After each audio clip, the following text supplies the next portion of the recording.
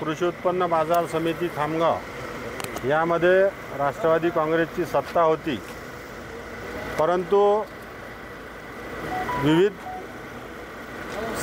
सदस्यांनी संचालकांनी त्याच्यामध्ये परिवर्तन करण्याचं ठरवलं होतं।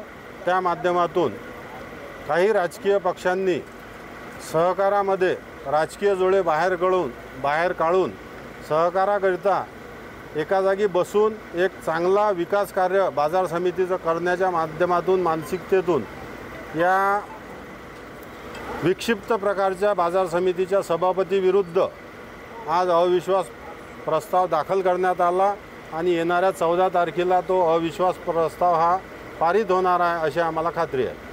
भाजपचे लोक पण आहे का? हो, काही आहे, सदस्य आहेत। भाजपचे पक्ष बलाबल कसं आहे, कशा पद्धतीचं आहे यामध्ये? महाराष्ट्रामध्ये किती पक्ष बलाबल आहे? काँग्रेस 6, राष्ट्रवादी काँग्रेसचे 6 आहेत, राष्ट्रवादी शरद पवार 2, शरद पवार राष्ट्रवादीचे 2 आहेत, वंचित 3, वंचितचे 3 आहेत, भाजप 1 आहे।